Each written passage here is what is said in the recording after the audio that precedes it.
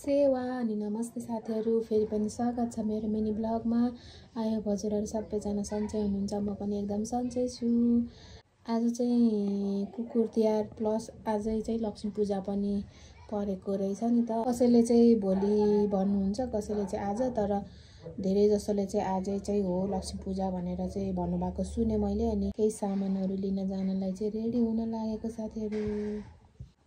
हेर्दै गर्नु होला, म के सामान किनेर ल्याउँछु हजुरहरूलाई देखाइहाल्छु। भिडभाड पनि आज त धेरै नै होला सायद, अब त्यहाँनिर गएर थाहा हुन्छ कतिको भिडभाड छ हैन। हेर्दै गर्नु होला साथीहरू।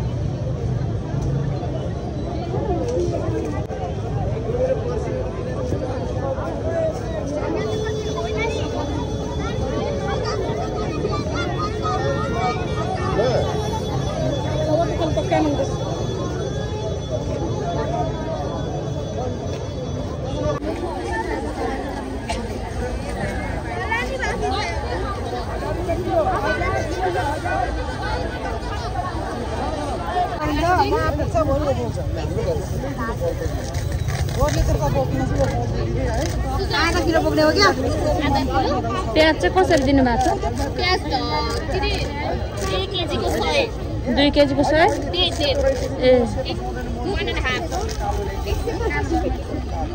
केजीको कति पर्न जान्छ? यति बोक्नु त आधा किलो भयो। पुग्यो? पुगेन? मेरो नि आधी मात्रै हो। अलिकति सारौँला नानी।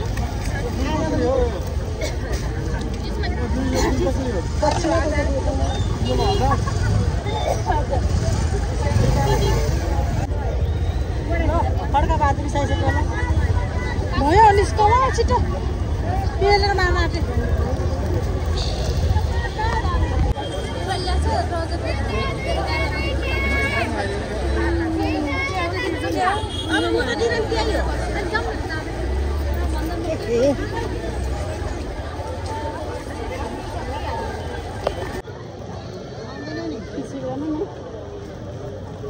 हामीले किलो लिँदा जम्मा 20 रुपियाँ नाफा राखेर दिएछ।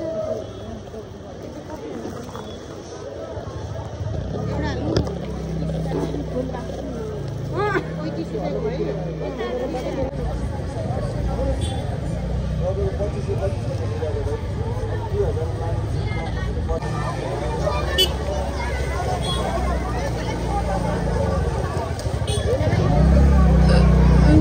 साथीहरू, म चाहिँ सामान लिएर पनि आइसकेँ हैन। 5 बजिसक्यो। अब एकछिनपछि त लक्ष्मी पूजा पनि सुरु गर्नुपर्छ। अनि यो चाहिँ लक्ष्मी राख्नलाई, लक्ष्मी पूजाको लागि यो लक्ष्मी राख्ने के भन्छ, यो ओछ्याएर चाहिँ लक्ष्मीको फोटो राख्नलाई चाहिँ यो लिएर आएँ। अर्को यो पानीबाट बल्ने यो कमलको फुल लिएर आएँ। कमलको फुल। अनि सबैभन्दा अचम्मको कुरा चाहिँ नि यो फुल क्या कति महँगो हो। यो फुल हेर्नु त, सयपत्रीको फुल 1000 रुपियाँ केजी रे। 1000 मैले त सोचेको पनि थिइनँ बाबा 1000 रुपियाँ केजी। अनि यो जम्मा कति खोइ यो जोख्दा कति थियो, यो 65 रुपियाँको यति 4-5 थुङ्गा होला, 70 रुपियाँ 65 रुपियाँ। अनि यो अहिले लक्ष्मी पूजाको लागि केरा लिएर आएँ, 100 रुपियाँ दर्जन यो केरा पनि। अनि अर्को यो चाहिँ साग, तोरीको साग ल्याएको मैले, यो सब्जी खानालाई तोरीको साग, यो त यता भइहाल्यो। अनि यो के हो, यो लक्ष्मी भगवानलाई चढाउनलाई यो प्याकेटमै हुँदो रहेछ यो, हो के भन्छ यसलाई, लाछा अनि पोते काइयो ऐना योहरू छ। यो 80 रुपियाँको। अनि यो सक्खरखण्ड पनि लिएर आएको मैले, 180 रुपियाँ केजी र आधी केजी लिएर आएको। अरू त के छ, स्याउ ल्याएको, 250 रुपियाँ केजी स्याउ, यति हो। अरू त अब के ल्याउनु र, अब लक्ष्मी पूजा एकैछिनपछि सुरु गर्ने हो। अनि लक्ष्मी पूजा गरेको भिडियो पनि म हजुरहरूलाई देखाउँछु।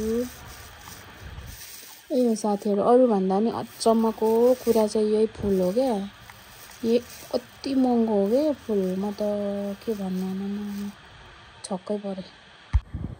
साथीहरू, मैले बिहान चाहिँ कपडा पनि धोएको थिएँ नि त, अनि कपडाहरू धोएर चाहिँ सुकाएको थिएँ माथि छतमा। अनि उता बजार पुगेर आएर चाहिँ म लुगा उठाउन माथि छत गएको थिएँ।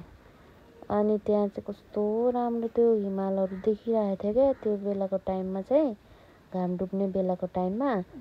अनि मैले भिडियो बनाइदिएको, हेर्नु न कस्तो जुम गरेर देखाएको क्या मैले, यो कस्तो राम्रो क्या। तर कुन हिमाल हो त्यो चाहिँ म चिन्दिनँ, सायद कञ्चनजङ्घा उयोहरू मकालु कुन हो मलाई थाहा भएन होइन। तर एकदम राम्रो देखिरहेको थियो क्या भ्यू चाहिँ, कस्तो मन पर्यो मलाई त। अनि म चाहिँ भिडियो गर्दै बसेँ, प्लेन पनि उडिरहेछ। अनि अब चाहिँ साँझ परिसक्यो, घाम डुब्न लागेछ। म चाहिँ कपडाहरू उठाएँ, अनि खानासाना बनाएर लक्ष्मी पूजा पनि गर्नु छ। फाइनल्ली मैले लक्ष्मी पूजा पनि गरेर सकाएँ साथीहरू।